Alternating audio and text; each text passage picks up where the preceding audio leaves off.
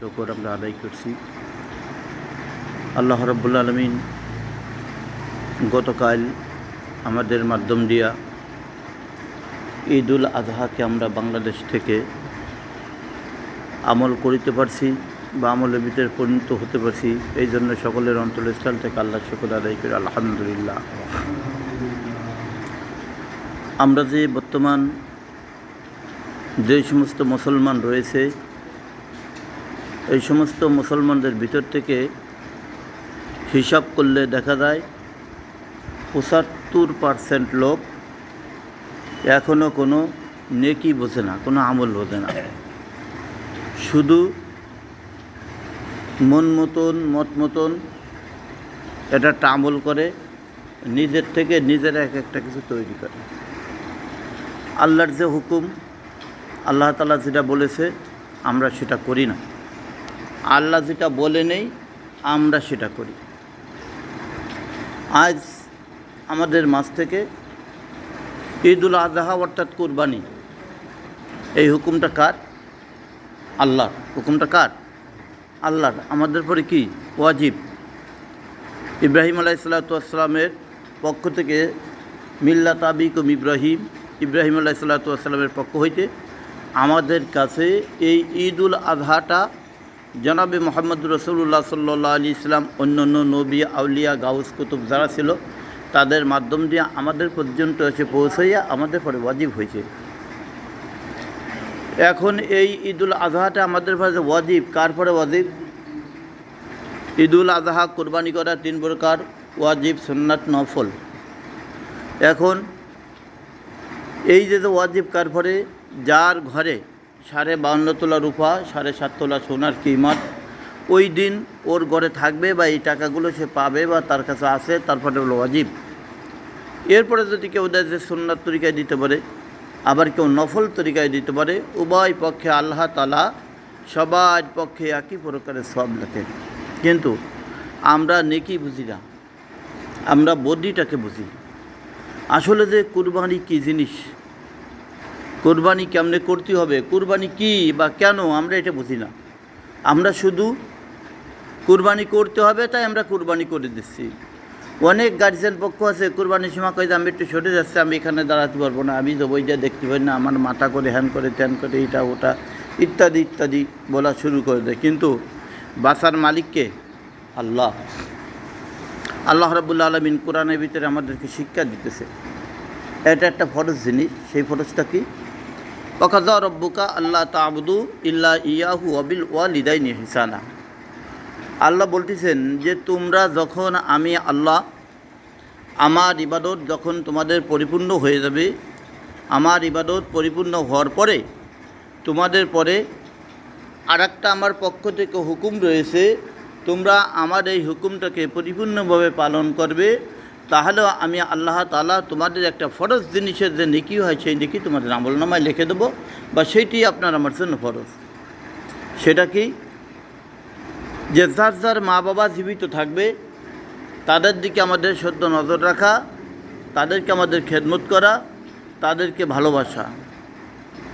তা আজ দেখা যাচ্ছে যে আমাদের ভিতর থেকে এটা বিদায় নেছে।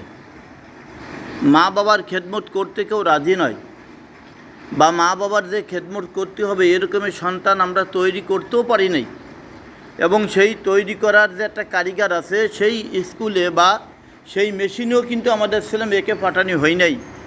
অথচ আমরা আমাদের ছেলে মেয়েকে নিয়ে আমরা বিরাট বড় বড় গৌরব করি, বিরাট বড় বড় কথা বলি যে আমার ছেলের মতন ছেলে হয় না, আমার মেয়ের মতন মেয়ে হয় না, আমার আত্মীয় স্বজনদের মতন আত্মীয় স্বজন হয় না। সব মিথ্যা কথা। তিনি মনে মনে জানে যে আমি যেটা বলতেছি এসব মিথ্যা, এই সমস্ত ধোঁকাবাজি।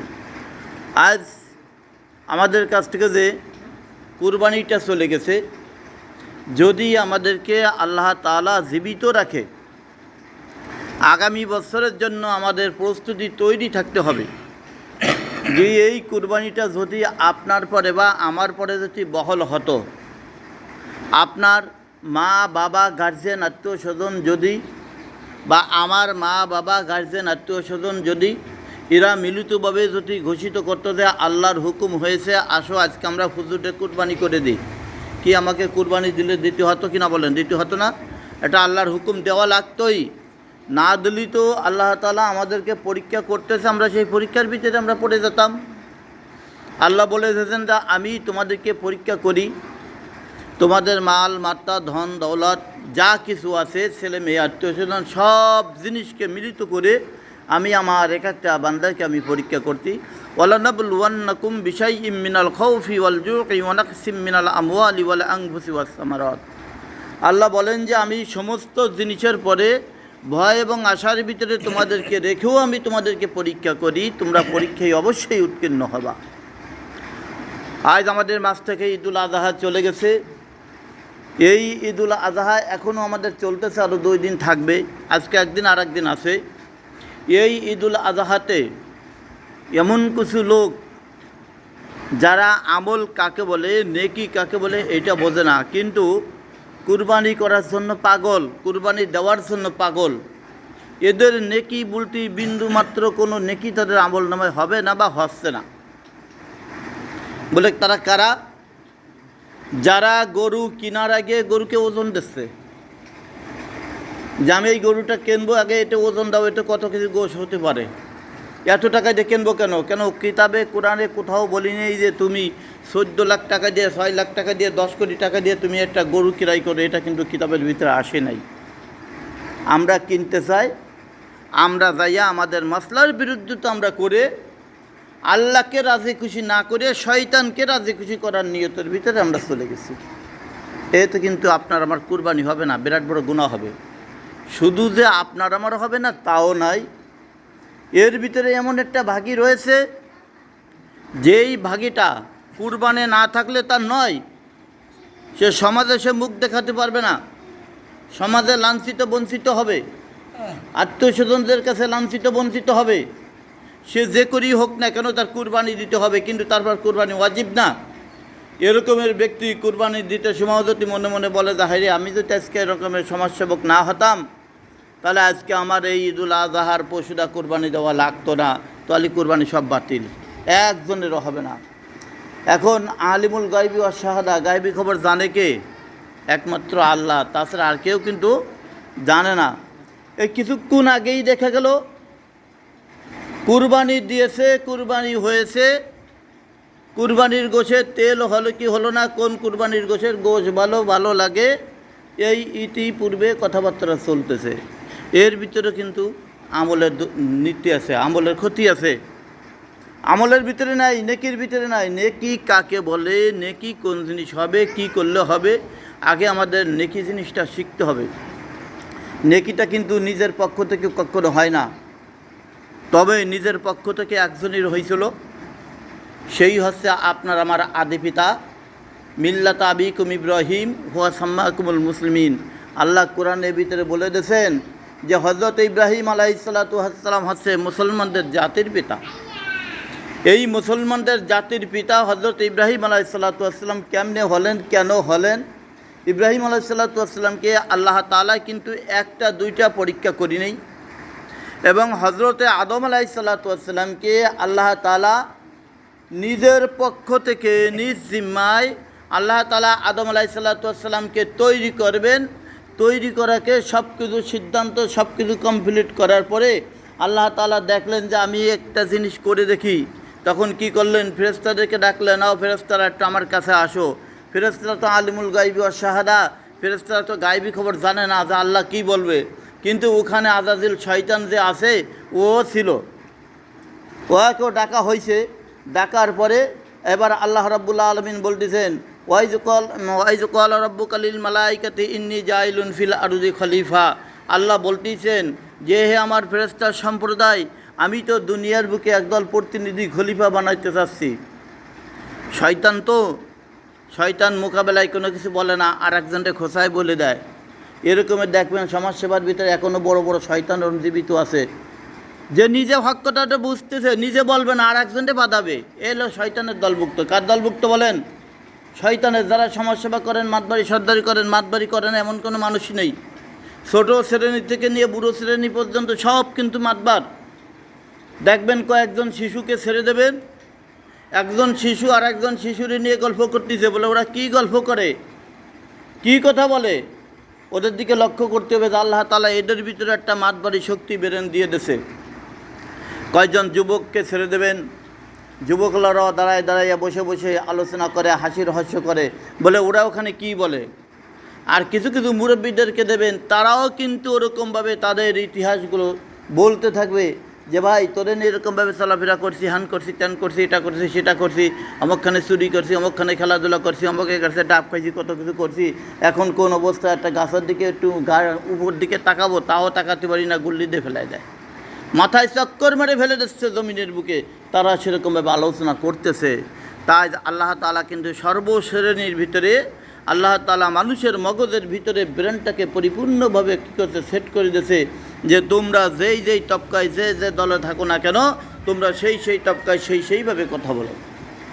এখন ওই যে শয়তান, আমি যেখান থেকে ফিরে আসলাম, যা আল্লাহ রাব্বুল আলামিন ফেরেশতাদেরকে নিয়ে আলোচনা করতেছে, শয়তান সেখানে আছে। তখন কিন্তু শয়তানের নাম কি? মুআল্লিমুল মালাইকা। শয়তান হলো ফেরেশতাদেরও উস্তাদ। ফেরেশতারা শয়তানের কাছ থেকে আমল, আখলাক, চরিত্র এগুলো শিক্ষা করে। এখন ওখানে তো উনি আছে, ওখানে থাকার পরে এই শয়তান ডাইরেক্ট কোনো কিছু আল্লাহর সঙ্গে কোনো কথা বলে না, আর একজনের শিক্ষা দিয়ে দেয় যে তুমি একটু জিজ্ঞেস করো যে ওকে কেমনে সৃষ্টি করবে, তাদের দিয়ে ওনার উদ্দেশ্যটা কি।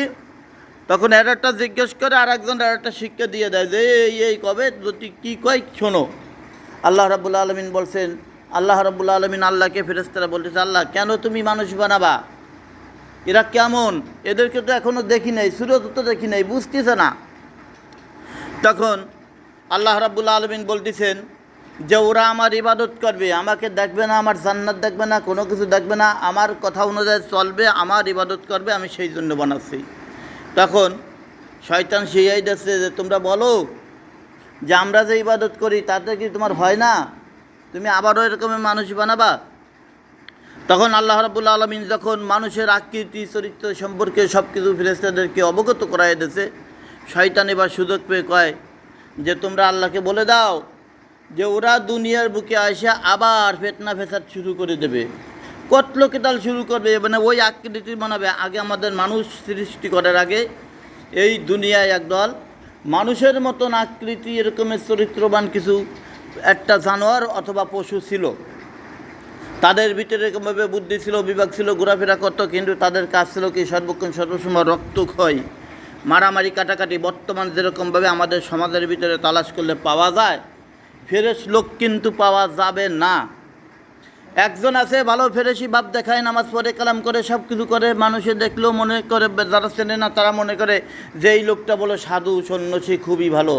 আর একজনের কাছে যখন বলে যে তুমি কি করে চেনো, উনি কী লোকের লোক, উনি এই পাপের ভিতরে লিপ্ত রয়েছে, এই পাপ উনি করতেছে, এর ভিতরে সর্বক্ষণ সর্বসময় আছে, তখন তারা জানে মনে মনে তাহাকিক করে যে কী বলে, এমন একটা মানুষ, এত বড় আমলদারি মানুষ, তার ভিতরে এরকমভাবে পাপের কাজ থাকতে বলে হ্যাঁ আছে।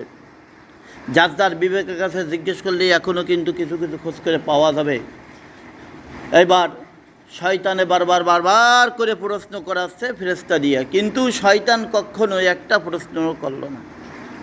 আল্লাহ রাব্বুল আলামিন লাস্টে ডাইরেক্ট বলে দিল যে আমি ইন্নী আলামু মা লা তা'লামুন, হে ফেরেশতারা আমি যা জানি তোমরা তা জানো না।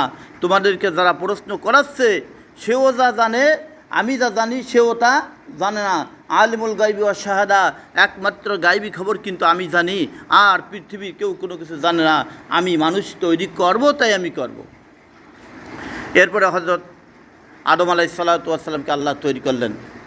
আদম আলাইহিস সালাতু ওয়াস সালামকে আল্লাহ তৈরি করার পরে আদম আলাইহিস সালাতু ওয়াস সালামের সঙ্গে ঝগড়া করার মতন আর কেউ ছিল? বলেন ছিল না। আদম আলাইহিস সালাতু ওয়াস সালামকে ঝগড়া করে আদম আলাইহিস সালাতু ওয়াস সালামকে আজকে জান্নাত থেকে বাহির করে দেবে এমনও কোনো লোক ছিল না। আল্লাহ তাআলার পক্ষ থেকে আল্লাহ তাআলা হযরত আদম আলাইহিস সালাতু ওয়াস সালামের ব্যাক বাম সাইডে একটা হাড্ডি নিয়ে, রায়হান নামে হাড্ডিটা দিয়া হযরত হাওয়া আলাইহিস সালাতু ওয়াস সালামকে আল্লাহ তাআলা তৈরি করে দিলেন। এইবার হাওয়া আলাইহিস সালাতু ওয়াস সালাম আর আদম আলাইহিস সালাতু ওয়াস সালাম সুখ শান্তির মাধ্যম দিয়া জান্নাতের ভিতরে বসে বসে গুণগান করতে থাকে, আল্লাহর ইবাদত করতে পারে, খুবই ভালোভাবে রয়েছে। কিন্তু ওই যে শয়তান, যে মানুষের প্রকাশ্য শয়তান, এই শয়তানের আর কোনো ঘুম নাই, কোনো কিছু নেই, যে কি করে এই আদমদের হাওয়ার ভিতরে আজকে ফিতনা ফেসাদের ভিতরে লিপ্ত করে এদেরকে জান্নাত থেকে বাহির করে দিতে পারি। শয়তান প্রত্যেক দিন নিয়মিতভাবে তার নিজের ডিউটি সে চালায় যাচ্ছে। শয়তান করে কি বিরাট বড় এক গাছ তসবি হাতে করে নেয়া, পাথর দিয়ে বানাই ওই তসবি নিয়ে তসবিগুলো টিপতে টিপতে। আর আদম আলাইহিসসালামের তো পোশাক তো আল্লাহর পক্ষ থেকে দিয়ে দিছিল, হাওয়া আলাইহিসসালামের পোশাক আল্লাহর পক্ষ থেকে দিয়েছিল। যে আদম আলাইহিসসালামের পোশাকটা ছিল হাঁটু পর্যন্ত, আর হাওয়া আলাইহিসসালামের পোশাকটা ছিল টাকনু পর্যন্ত। এই পোশাক জীবনে কোনোদিন কাটা লাগতো না। যেদিন যেত সেই দিন পোশাকের রূপ চেহারা পরিবর্তন হতে থাকতো। শয়তান এটা দেখে বলে ওনার জ্বালা হয়ে গেল যে কি পোশাক দিয়ে দিয়েছে, এরকমের পোশাক তো জীবনে কোনোদিন আমাদের কাছে ছিল না।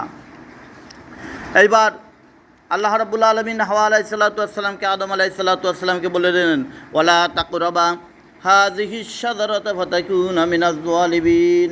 খাওয়া থাক দূরের কথা, আল্লাহ বলছে যে ওয়ালা তাকরাবা, কখনো ওর নিকটে তোমরা যাবা না। যদি ওই গাছের নিকটে যাও আর ওই গাছে যদি কোনো রকম স্পর্শ তোমরা করতে পারো, ফাতাকুনা মিনাজ যালিমিন, তাহলে কিন্তু তোমরা জালেম হয়ে যাবা। এখনও কিন্তু সেই গাছ পৃথিবীর বুকে রয়েছে। সেই গাছ আপনার আমার ভিতরে অহরহ চলতেছে। গাছের হিসাব রাখার জন্য আলাদা খাতা কলমও বানাইছে, আলাদা সাক্ষীও রেখেছে। ওই সাক্ষী যে তারও যে গুণা, ওই খাতা কলম করে লিখে রাখছে তারও সেই গুণা। এটার নাম হচ্ছে কি রিবা, অর্থাৎ সুদখোর। কী ঘোর? সুদখোর। যারা সুদ খায়, এই সুদ খাওয়ালারা যে গাছের পাতার মতন লিখে রাখতেছে, ওই সুদখোরেরও যে গুণা, আর যে নেচ্ছে তারও সেই গুণা, যে লিখে দিচ্ছে তারও সেই গুণা। সুদখোরের থেকে কিন্তু হিফাজত থাকতে হবে। আল্লাহ বলেছেন যে সুদখোর আর ঘুষখোরের সাথে আমি আল্লাহ আমার নিজের যুদ্ধ ঘোষণা বলি, নাউযুবিল্লাহি মিন যালিক। এই সুদটাকে আর ঘুষটাকে, ওই সে শয়তান তো এখনও জীবিত আছে, শয়তান তো মরি নেই। শয়তান কিন্তু মরে নাই, শয়তানের হাতে সেই তজমিও রয়েছে। এইবার শয়তান কি করছে, এই তজমি নিয়া জান্নাতের দরজায় দেয়া প্রত্যেক দিন অভিনয় শুরুতে কান্দে আর আল্লাহকে ডাকতে থাকে, লা ইলাহা ইল্লাল্লাহ, লা ইলাহা ইল্লাল্লাহ, সুবহানাল্লাহ আলহামদুলিল্লাহ, লা ইলাহা ইল্লাল্লাহ। শয়তান ওখানে যাইয়ে অভিনয় শুরুতে কাঁদতে থাকে। আর যখন নাকি লা ইলাহা ইল্লাল্লাহ করে জিকির দেয়, হাওয়া আলাইহিসসালামের কানের ভিতরে এই শব্দটা যায়। হাওয়া আলাইহিসসালাম একদিন হযরতে আদম আলাইহিসসালামকে ডাক দিয়ে বলেছেন, এ আদম, কে জানু দরজার পরে এসে খটখট করে, আর কে জানু দরজার কাছে বসে বসে আল্লাহ জিকির করে। আমরাও যে জিকির করি সেও সেই জিকির করে। আদম, তার একটু দেখার দরকার। আদম আলাইহিসসালাম বললেন, জানা, ইন্নাল ইনসান আলী আদব্বু মুবিন, ইন্না শয়তান আলী আদব্বু মুবিন। এই যে শয়তান, প্রকাশ্য শয়তান, যে মানুষের শত্রু থাকে, ওলো সেইটি ওরে দেখা যাবে না। এখন মহিলা তো, মহিলার তালে গুঁতো খাতে খাতে খাতে খাতে আদম আলাইহিসসালাম কয়ে যে ঠিক আছে, তো দেখবানি একদিন। এইবার আজকে শয়তান আরও বড় জামা পোশাক গায়ে দিয়ে আইছে, কিন্তু ওই সময় ওই পোশাক যে টাকনুর তলে পায়ে দিলে হারাম হয়, আদম আলাইহিসসালাম তো এই জানে না। যেহেতু ওনার পোশাক তো আলাদা, ওনার পোশাক কি আলাদা হাঁটু পর্যন্ত, আর হাওয়া আলাইহিসসালামের পোশাক হাঁটু পর্যন্ত। এখন ওই পোশাক দিক তাকাইছে, তাকানি ভরে দেখে যে এ কী আবার এরম রুমাল, এত বড় দাড়ি। আদম, তোমার মুখো যে দাড়ি সেই দাড়ি, তার চাইতে বড় দাড়ি ওনার, এ কি? এটা তো বুঝতে পারলাম না। এক নজরে শুধু দেখে রাখছে, কোনো কথা বলিনি। দেখার সাথে সাথে শয়তান গায়েব হয়ে চলে গেছে। যাওয়ার পরে যারা ঘুমাচ্ছে তারা কিন্তু শুনতে পারবে না, খালি ঘুমই পড়ে যেতে হবে। হ্যাঁ শহীদ ভাই, ঘুমির তুমি নড়াচড়াতে বসেন। এবার হযরতে আদম আলাইহিসসালাম বলছে, হাওয়া আজকে থাক, আগামী দিন আবার দেখো দরকার যখন আসে, কিন্তু না দেখাটা অতি উত্তম। এবার শয়তান দ্বিতীয় দিন আবার আসছে, আসার পরে আবার সে জিকির শুরু করে দিয়েছে। হাওয়া আলাইহিসসালাম বলতেছে, আজকে আবার আসছে, চলো আমরা যাই। এবার ওখানে যাই হাওয়া আলাইহিসসালাম প্রশ্ন করছে, কার কাছে? শয়তানের কাছে, যে তুমি কে, কোথার থেকে আসছো, তুমি কি করো? তখন বলতে যে, হাওয়া, আমি এতদিন পর্যন্ত ছিলাম তোমাদের অপেক্ষায়, তোমাদের সঙ্গে আমি একটু কথা বলবো, একটু আলাপ আলোচনা করবো। এ হাওয়া, তুমি যখন কথা বলেছো, তোমার কথার জবাব আমার দিতেই হবে। তোমরা যেখানে রয়েছো আমিও ওখানে ছিলাম। তোমাদের ভিতরে যেই সমস্ত খাট পালঙ্গ যা কিছু আছে আমিও ওইখানে ছিলাম। আমাদেরকেও যে সৃষ্টি করছে, তোমাকেও সে সৃষ্টি করছে। এই আল্লাহর সঙ্গে আমার একদিন একটা কথা নিয়ে একটা ঝগড়াঝাটি হয়, বাদাবাদি হয়। আল্লাহকে ডাক দিয়ে বললাম যে আল্লাহ, আমি একমাত্র নির্দিষ্ট করে তোমার এই খাটের পরে আমি থাকতে চাই না, তুমি আমাদের অনন্তকালের জন্য ছেড়ে দাও, আমি সারা পৃথিবী আমি ভ্রমণ করে আসবো, আমি আটকা জায়গা আমি থাকবো না। তখন আমি এখান থেকে বড় হয়ে গেছি। বলে হাওয়া জানো কেমনে বড় হয়েছি? বলে না তো। বলে বারোই আসার জন্য একটা পথ রয়েছে ওখানে। বলে কোন পথটা আছে? বলে ওই আল্লাহ তোমাদেরকে যেখানে যাইতে নিষেধ করছে ওইটাই হচ্ছে পথ। ওইখানে শুধু দুইজনেরটা হাঁটতে যাবা, খাওয়া লাগবে না। আল্লাহ তো বলছে ওয়ালা তাকরাবা হাযিহি শাজারাতা ফাতাকুনা মিনাজ জালিমিন। ওইখানেটা হাঁটতে যাবা, হাঁটতে গেলে কিন্তু তোমরা জালেমের ভিতরে লিপ্ত হয়ে যাবা। হাওয়া আলাইহিস সালাতু ওয়াস সালাম আদম আলাইহিস সালাতু ওয়াস সালামকে বারবার করে দাওয়াত দেয়, একটু চলো না। দেখবেন আমাদের দেশে যে সমস্ত মা বোনেরা আছে, কোরআনে যেটা বলছে, কিতাবে যেটা বলছে তার উল্টো চলে। একজনের যদি দেখে যে একজনে প্লেট কিনে নিয়েছে 10টা, ওই মহিলা যে স্বামীকে খোঁচাতে থাকে বারবার করে, যে অমুক তো 10টা প্লেট কিনে নিয়েছে, আমাদের তো ইনকাম কম, আমাদের 5টা নয়, কিনে আনো, চলো যাই একসাথে 5টা কিনে নিয়েছি। তো ওই জমানাও কিন্তু হাওয়া আলাইহিস সালাতু ওয়াস সালাম আদম আলাইহিস সালাতু ওয়াস সালামকে গুতোচ্ছে যে একটু চলো ওই গাছের দ্বারা একটু যাই, আমরা গাছটা কেমন একটু দেখে আসি। আদম আলাইহিস সালাতু ওয়াস সালাম বলতেছে না, যাবো না, আল্লাহ নিষেধ করছে, ওখানে যাওয়া যাবে না। হাওয়া আলাইহিস সালাতু ওয়াস সালাম বলছে জাতি হবে, চলো যাই। বলে না, ওখানে যাওয়া যাবে না। এই বলতে বলতে আর একদিন চলে গেছে। দ্বিতীয় দিন আবার শয়তান আইছে, ওখানে হাওয়া আলাইহিস সালাতু ওয়াস সালাম আর আদম আলাইহিস সালাতু ওয়াস সালাম আবার গেছে। আদম আলাইহিস সালাতু ওয়াস সালাম চুপচাপ, কোনো কথা বলে না। হাওয়া আলাইহিস সালাতু ওয়াস সালাম শয়তানের সঙ্গে আলোচনা কথাবার্তা বলতেছে। শয়তান ডাক দিয়ে বললেন, না হাওয়া, তুমি শুধু একমাত্র ওই গাছের কাছে একটু যেয়ে দেখো, যাওয়ার পরে ওই গাছের থেকে একটা পাতা তুমি একটু কী করো ছিঁড়ে খেয়ে দেখো, বা একটা ফল খেয়ে দেখো, কত মজার, কত স্বাদ। যেই সমস্ত তুমি অট্টলিকার ভিতর রয়েছো এর সেইতে তোমার আরও বেশি বৃদ্ধি করে দেওয়া হবে, দেবে, আল্লাহ দিয়ে দেবে, আমার দেশে না তোমাকে ওরকমই দেবে। কষ্ট কে বলেন? শয়তান। যেরকমভাবে শয়তানে আমাদের ভিতরে বর্তমানে বুঝ দিয়ে দিয়েছে, আরে কুরবানি দিবি, সুদ করে আর ঘুষ করে কি হয়েছে, তোর কুরবানি তুই দিবি, তোর খা তুই খাবি, তোর গোশ তুই কিনবি, তোর গোশের তেল হোক বা না হোক তাতে তোর কী হয়েছে, তুই কিনে আনবি, তুই কিনে আনবি। গোশ কিনে আনার পরে একজন দেখি মাথায় মাঠ দিয়ে ঠুসে বসে দিয়েছে, আরে আল্লাহ গেছি শেষ হয়ে।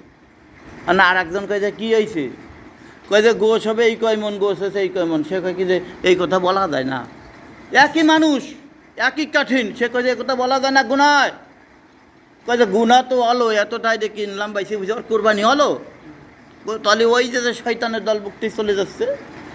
এইবার হাওয়া আলাইহিস সালাতু ওয়াস সালাম আর আদম আলাইহিস সালাতু ওয়াস সালাম একত্রিত হয়ে গাছের নিকটে গেছে।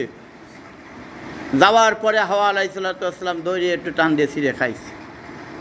খাওয়ার পরে আদমের কাছে, আদম তুমি একটু যারা গালে দিয়ে দেখো তো। আদম আলাইহিস সালাতু ওয়াস সালাম আর কী করবে, গালে দিয়েছে, দেওয়ার সাথে সাথে বলছে, ওরে আল্লাহ, আমি আল্লাহর হুকুমকে অমান্য করে ফেলতেছি। আদম আলাইহিস সালাতু ওয়াস সালাম এমনভাবে গলাটা চাইফিয়ে ধরছে, চাইফিয়ে ধরার কারণে হাড্ডি ভাঙ্গি উঁচু হয়ে গেছে। হাওয়া আলাইহিস সালাতু ওয়াস সালাম আবার ভাঙতে পারেননি, ওনারটা ওনার গালের ভিতরেই আপসে চলে গেছে।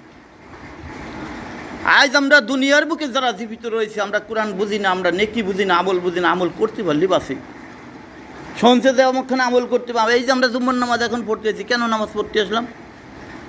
জুম্মার নামাজ পড়লে আপনার আমার কী হবে, কী দিয়ে জুম্মার নামাজ পড়তে হবে, কোনভাবে কী নিয়ত করতে হবে, এইটা শেখার দ্বার ধারে না।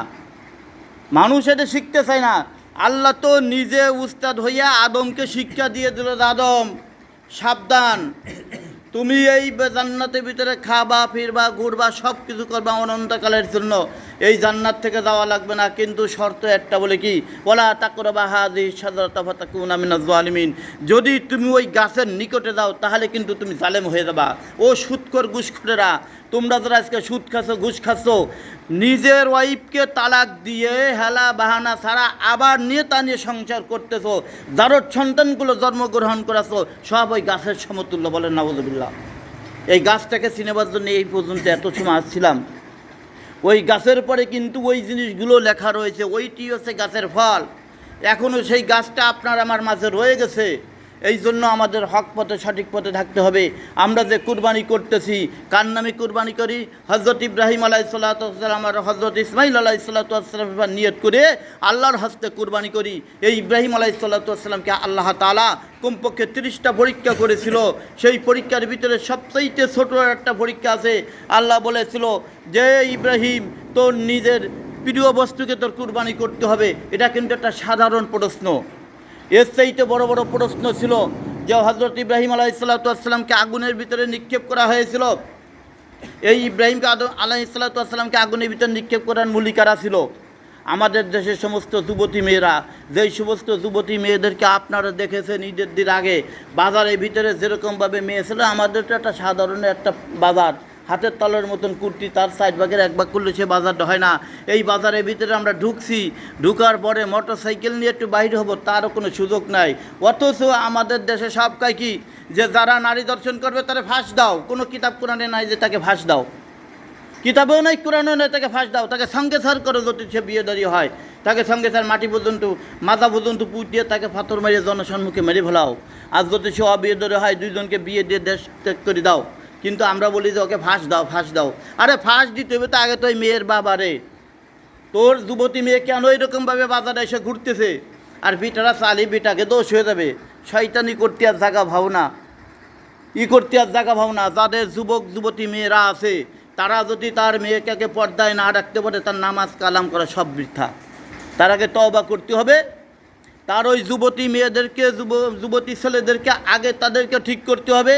তারপরে তুমি আল্লাহর হস্তে এসে দাঁড়াও যে কাবাতে শরীফাতে আল্লাহু আকবার, যে আমি তোমার আজকে আল্লাহ নামাজ পড়তেছি।